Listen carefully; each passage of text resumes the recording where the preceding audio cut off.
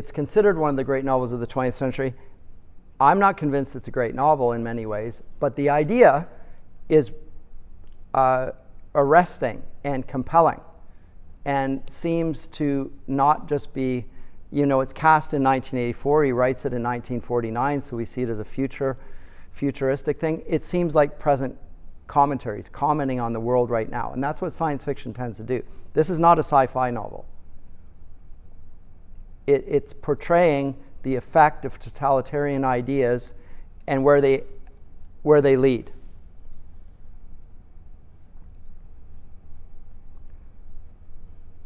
And insofar as it has a very negative outcome, I think it's persuasive to some people. Huxley thinks that his is more likely. It's going to be done through the carrot.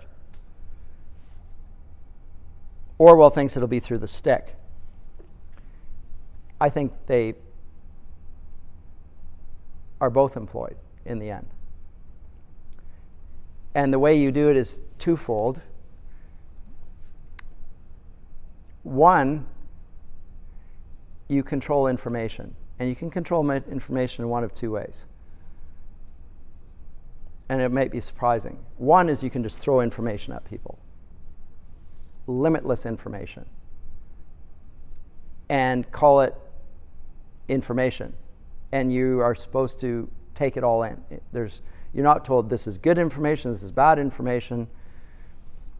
This is stuff you need to know, and this is peripheral to that knowledge. So you just flood the whole field with information and say it's all worth knowing. In which case, what you get rid of is the importance of the information that relates to your human nature, namely your freedom and your dignity. But if you say that everything is equal, then the stuff that particularly pertains to that is going to get lost in the noise of information. So you can either flood it with information, or you can control the information and say that the stuff that's written in the past doesn't apply anymore. And why? Because things that were written in the past is for people that were less evolved than we are, so we can start getting rid of historical works. Because history teaches us nothing, because our history doesn't matter to us, because history applies to persons, and we're not persons anymore. We're just animals that have evolved. And animals don't have histories. As I say, if you kill a cow, you have killed an individual cow, but nobody asks you who the cow was. Persons have histories, animals don't have histories. So you can control the information in that way. You can either flood you with information, or you can selectively remove the historical information that will connect you with people that went before you, people that were like you, who shared a history and had a meaningful personal life just like you do, who are thereby your role models. It won't be the Bildungsroman, it will be the life of imitation. It will be so you can talk about the life of Jesus and say that he was a man just as we are, yet without sin. And that's meaningful because he lived a human life. But what if a human life doesn't mean having a history? What's the first thing we learned about the life of Jesus? First thing, yes.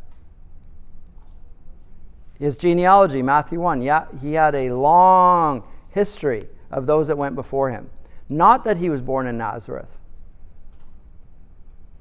Not that he was conceived in Bethlehem. But that he had a history. And that history is part of his identity, his personal identity. There's a story connecting his human life to his parents' human lives and those that went before. And God has worked in history. That means history is meaningful and important, and we can't forget history. Because it's part of being a person, is to have a history. And part of connecting to other people is they all have histories, and all of our histories have a similar purpose and meaning. That's what theology teaches us. But if you take history out of the mix and say that's not a matter of concern, as Big Brother does here and controls the future, or it controls the past, it rewrites the past in order to control the future, then that's way of controlling the individual. The other way, and this is more subtle and not as easy to see until you have it mentioned to you and then suddenly you can see it, is that you can degrade people. You can ask them to do degrading things, degrading acts. And if they agree to do it, they will lose a sense of self-respect. And they will be willing to follow orders more without real any pushback. Let me give you an example in our day, which is familiar to everybody here. You all know reality TV shows. What are the conditions for a reality TV show, and what's the purpose in the reality TV show? What are reality, like, name some reality TV shows. I don't watch them, I loathe the genre. Beyond speaking, hate them. But I know they exist, and I know the general premises of them. I don't mean to offend those of you who like reality TV. Actually, I don't care if I offend you, but my purpose was not to offend you. That was not my purpose. Yeah, sure, what's the premise of it? Or just name some TV shows. Real House, yeah, anything real, yes. Real this, real that. There's a lot of real stuff, yep. There's also Love is Blind. Love is Blind, there's Survivor, there's, sure. Keeping Up with the Kardashians. What's that? Keeping Up with the Kardashians. Yes, Keeping Up with the Kardashians. Yes. All of that sort of thing. Big Brother in the UK while I was there. The premise is that you don't have actors, you have people. They're not there playing a role, they're being themselves. But they're in the circumstances where it's live. It's not edited, there's no script. The script is just them walking, talking, doing things, interacting with one another. I find it mind-numbingly boring, and I found it extraordinary when it took off, and then the more I thought about it, of course this works. But what's the purpose of the show? In the case of the Kardashians, you want to be like the Kardashians, I guess. Actually, I don't even know. I haven't even engaged with it, but I assume that's the case, that you want to be like her or the Kardashians. That's why you watch that. In Survivor, you want to survive. Right? And the other ones? I don't know, because I think Love is Blind is like for the drama. So I guess for people who want the drama. Right, but how do you, is there a victor at the end of Love is Blind? No, just some people get married and some people don't. Okay, so they throw a bunch of people in the room, and then they just sort of walking around talking to each other? No. They can't see each other. So yeah, so it's like falling in love blind without seeing the person. You decide whether or not you want to get engaged. How do you know that? Because you just speak to them. Oh, so you hear the other person's voice. Yeah, you get to know them, who they are, quote unquote. And then at the end, some people make it, some people don't. Okay. Yeah. So the payoff is that at the end, if you are successful, then you match up and you get married or whatever at the end of it. Okay. Okay. Sure. Take you out of your reality to fulfill you with a new one, with a better purpose or with a better sentimental change. Let me answer my own question. They put people under laboratory conditions where we're all watching, like we're watching animals in a cage.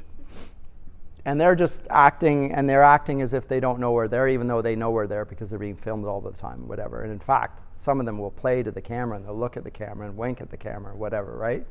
Which is the villainous thing to do. To wink at the camera is like, oh, I know that you're watching me, and I'm about to do something terrible here, and you're in on it. And so that becomes the villain, and people really don't like that person or really do like that person. And you get the audience to vote people in and out of various situations. That's Big Brother and Survivor and all that sort of thing. You get people to be voted off. The aim is survival at the end of it. It's to win at the end, and you get a reward for it.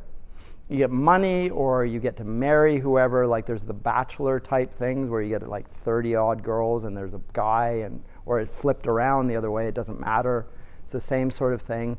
And the women tried to persuade the man to marry them. Well, how did they try and persuade him?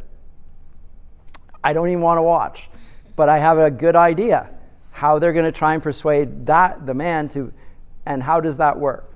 And we're all watching this, vicariously from the outside while they degrade themselves on camera, because that's what they do. They degrade themselves on camera, because that's how you win the game. You have to trick other people, and the audience actually likes the villains as much as the as the best ones in some ways act like the good guys, and then in the end they end up doing a dastardly deed, right? And ended up betraying other people, etc. That is presented as reality. The people are being dehumanized. They're playing certain roles, but they're doing it in a way as if human dignity didn't matter, because it doesn't matter to them. They don't treat themselves in a dignified fashion, and they don't treat other people in a dignified fashion. It's a way of degrading for the people who are watching to degrade themselves, and we, by watching it, are degrading ourselves, because we look at a world in which ethics doesn't apply, in which there's no consequence for evil actions. Nobody comes in and says, you broke the 10 Commandments here. There's no punishment for bad actions, because there are no bad actions in that reality TV. In other words, reality is devoid of a moral reality altogether. But if we think it's reality, and we consume that stuff, we start acting in accordance with what we've observed regularly, and start acting as if we were beyond good and evil as well. So that's the way of degrading. So you can assault people either by giving them information overload, or by cutting out the history, or, as Huxley says, by giving them a lot of carrots, a lot of sex, a lot of gratuitous appeal to their lusts.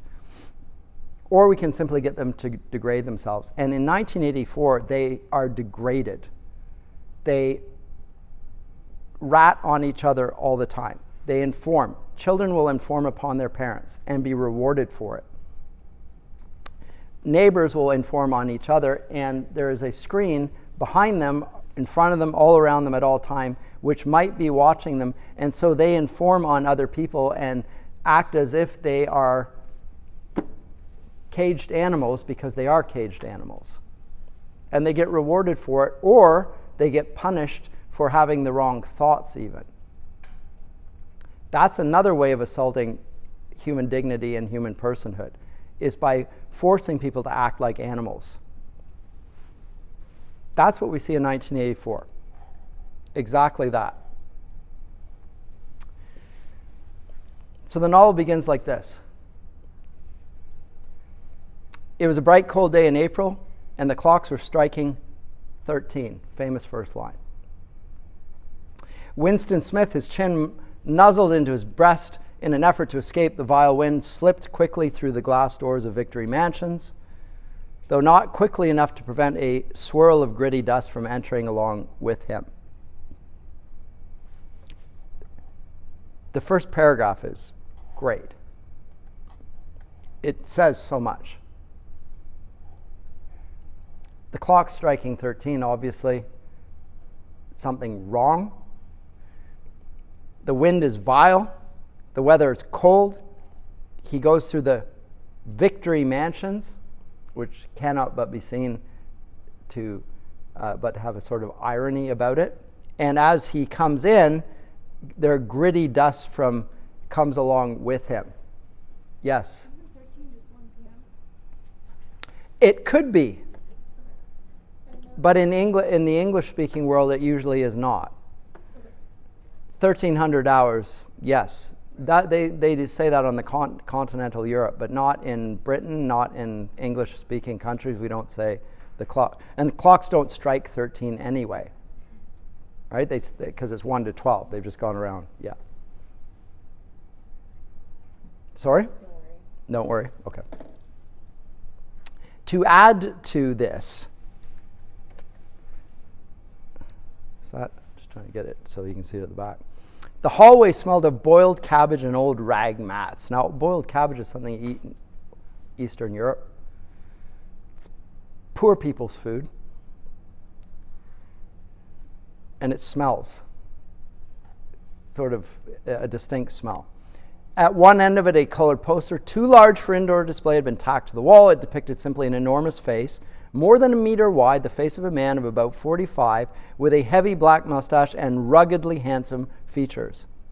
Winston made for the stairs. It was no use trying the lift, the elevator. Even at the best of times, it was seldom working, and at present, the electric current was cut off during daylight hours. Rationing. It was part of the economy drive in preparation for Hate Week. The flat was 7 flights up, and Winston, who was 39 and had a varicose ulcer above his right ankle, went slowly, resting several times on the way. He's only 39 years old, but he can't make it up 7 flights of stairs without resting. He is in poor health. He's not overweight, by the way, so he's a very weak specimen at an age when he ought to be in full health. On each landing opposite the lift shaft, the poster with the enormous face gazed from the wall. It was one of those pictures which are so contrived that the eyes follow you about when you move. Big Brother is watching you. The caption beneath it ran. So we already get a very nightmarish portrait right from the get-go. And the picture here, Orwell's just left the Second World War, where you have pictures, Uncle Sam, we want you, the pictures, the same thing, the war effort and so forth. But in Stalinist Russia, they have pictures of the dear leader. And he's got the big mustache and there's a sense that although you don't see Stalin appear in public, that he's everywhere, ever present. And his minions are doing his bidding everywhere he goes. You're never allowed to forget the omnipresence of the leader. He uses propaganda to make you suggest he's omnipresent. Everyone knows that the poster can't see you, but you can't unsee it, and you never forget that he's with you all the time. That has a psychological effect.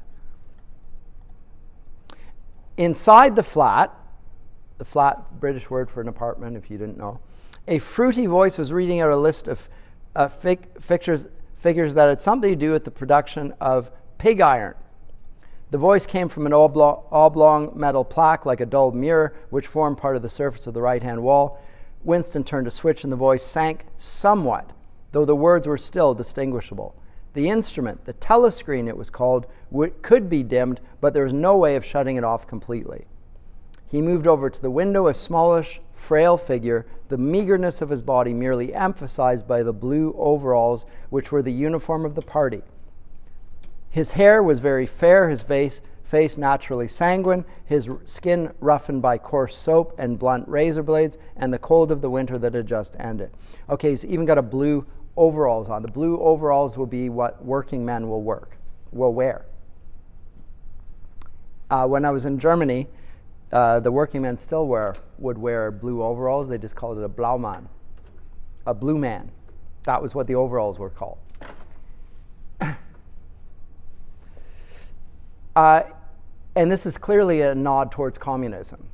These are if this is the uniform, it's the solidarity of Big Brother with the working classes. So it's a communist type picture that is being cast before us here.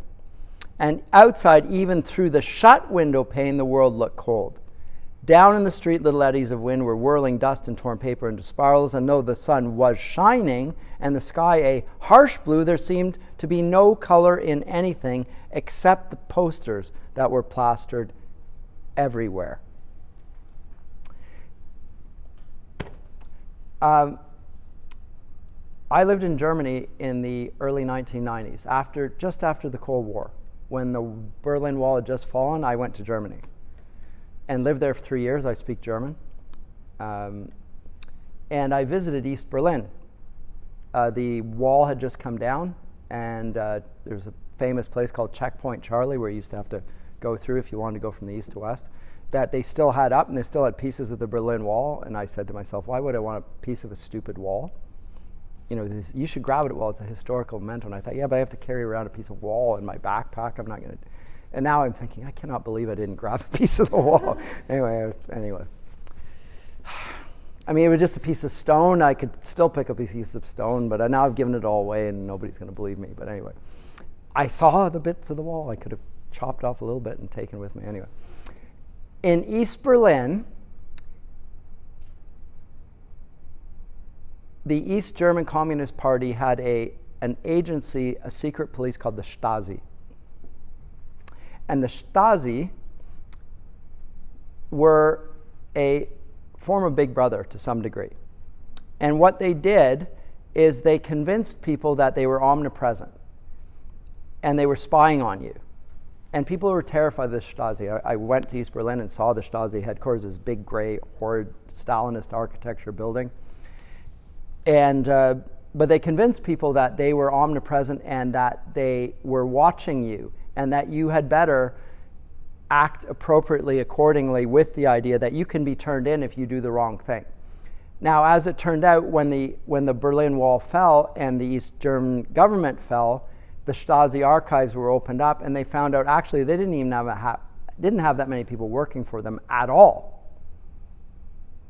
But what they did have is people informing on their neighbors because they thought that the Stasi was watching them. It's a good film that came out several years back called The Lives of Others, which I would encourage you to watch. It was very realistic in portraying what my roommate at the time told me was, yep, that's it, 2006 film.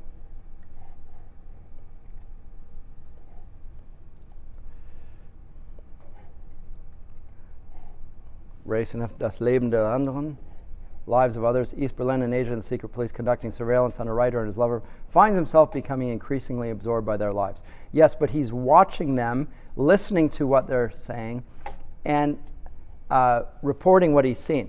Yes, but they will also find, and this was the thing that was so scandalous and so devastating for those who grew up in East Germany, is when the wall came down, they found out that their mother had betrayed them, that their father or their children had betrayed the parents, their neighbors had informed on their cousins, etc.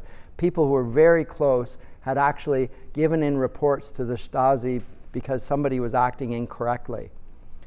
And people were terrified into obedience by just the mere thought that somebody might observe them without their knowing, and if they didn't report it, maybe this was just a trick to try and get to see what they would do with it. That's how, if you think that Big Brother is watching you all the time and that they can get you, and you don't report what you know was a crime against the government to the government, you yourself could be being set up for being put in prison, so you report on people before they do. The Stasi archives were full of these reports. Family members betraying each other. Big Brother was not watching them, their families were.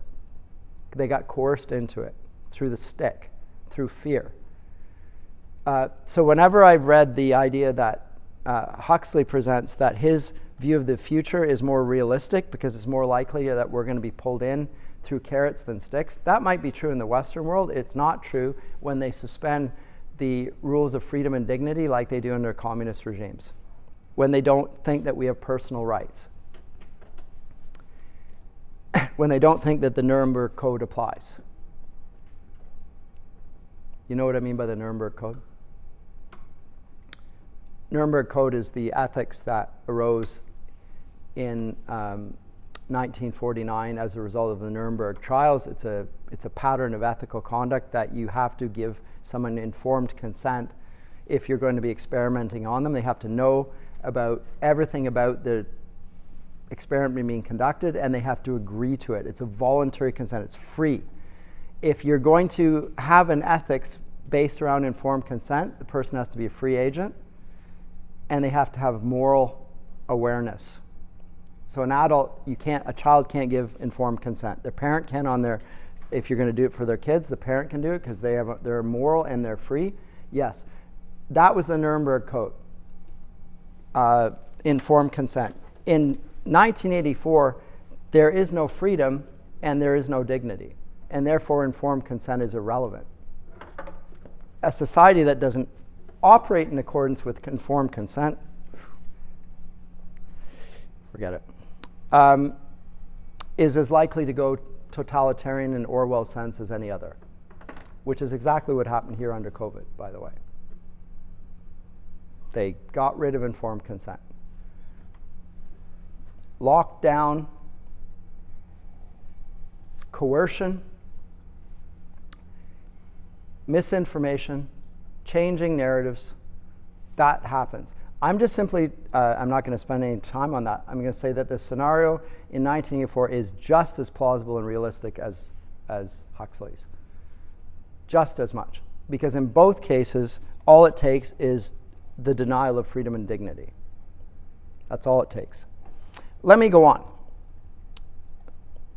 But the police are snooping in their windows, and behind Winston's back, the voice from the telescreen was still babbling away about pig iron and the overfulfillment of the 9th three-year plan. Characteristic of Stalinist Russia is they always report that they're succeeding and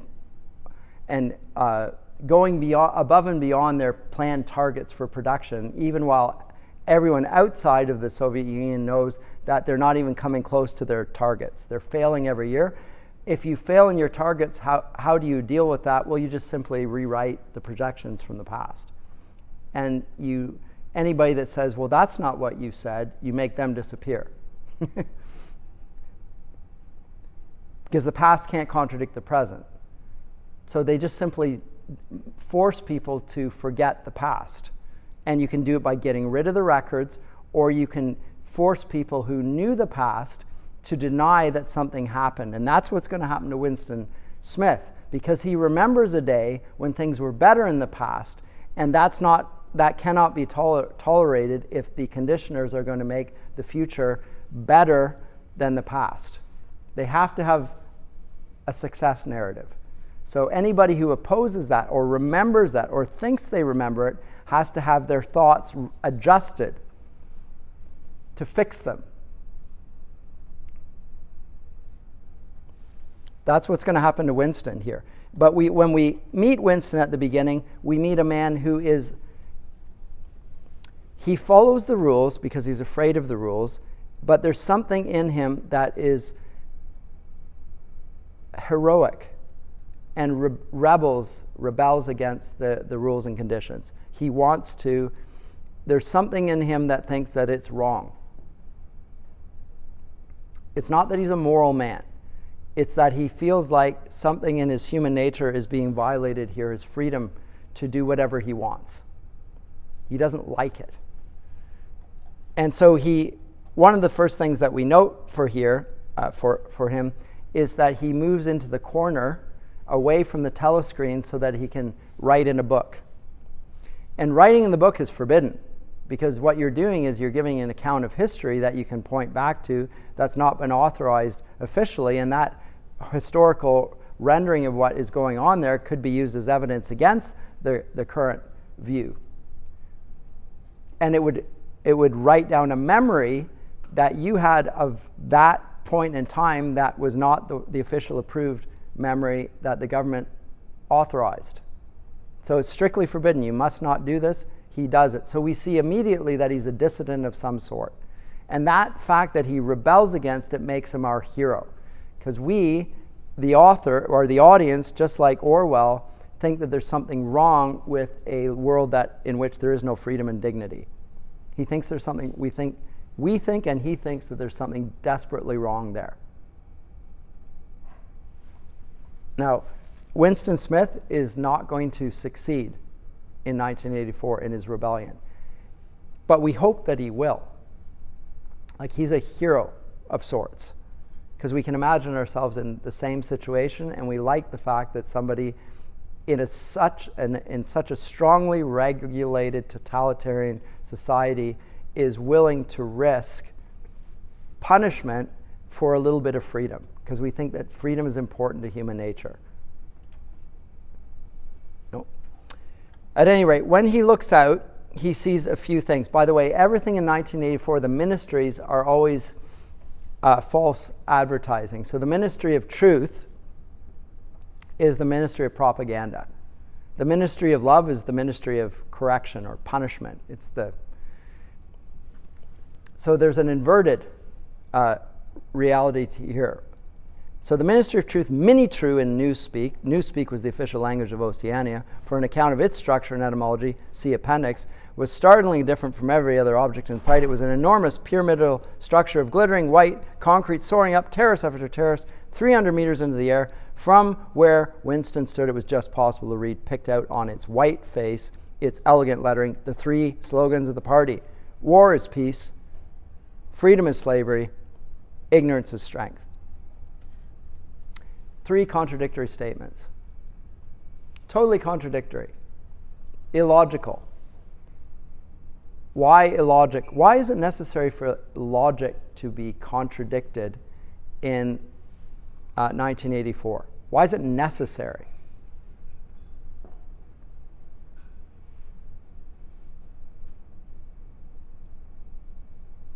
We can see that it's there. To say war is peace is to speak nonsense. To say that freedom is slavery is to speak nonsense. To say that ignorance is strength is nonsense. But these are the slogans of the party. Why do you have to? Why is this necessary in a totalitarian world? Any ideas? Sure. Idea. Yeah, it's an idea. Mm-hmm.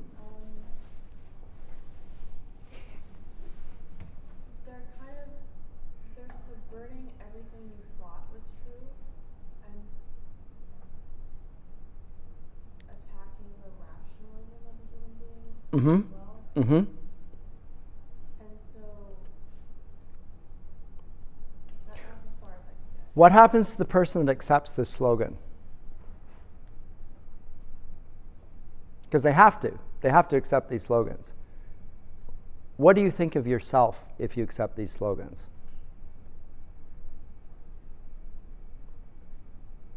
That you're at peace and you're free and you're strong and you're That the laws of logic don't apply, that my capacity for thinking is irrelevant, that I'm degraded in thinking for myself. I shouldn't think because thinking is meaningless. You're not supposed to think. You do what you're told. Like this is, if these things are true, what's the difference between truth and falsehood? Truth is whatever the party tells me is true. That's what it is. Truth is not a capacity that I have as a person that allows me to look at the world the same way another person will be able to. Like we can reason together, we can sit and think about things and come to a conclusion. Maybe we'll even gather and say, hold on, this is wrong. And we will say that what the party is doing should not happen, and we have a better way of doing it, and we want to submit that. Where did you get the idea that you should be thinking at all? You must not think. So the reason that you have to do this is because it pushes you to reject the idea that you are free and that you are human. This is a dehumanizing regime. Laws of logic must not apply. And if the laws of logic don't apply, then thinking is not possible. You cannot think in this world. You simply accept what the party tells you is true, and you regurgitate it, and you celebrate it.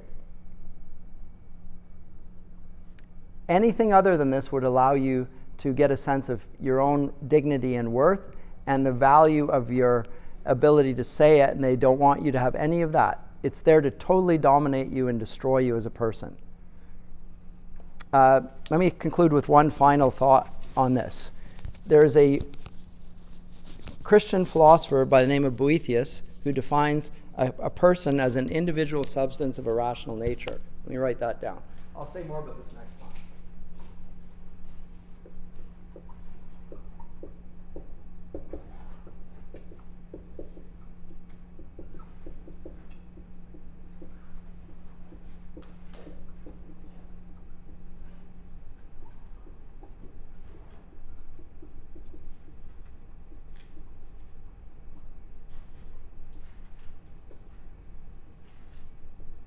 This is a very theological definition. It seems a little abstract and so forth. It's perfect, but it is complicated. It doesn't include Augustine's idea of having a history, so it's a little deficient in that way. But he sees that rationality is important to being a person and being an individual.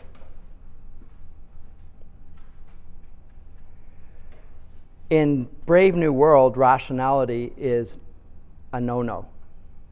And if you can't reason, you're not allowed to reason, or reason is being contradicted by the party slogans, which you must agree to and support, then you're being ipso facto depersonalized. I'll say more about that next time, because I think we are out of time. We are out of time.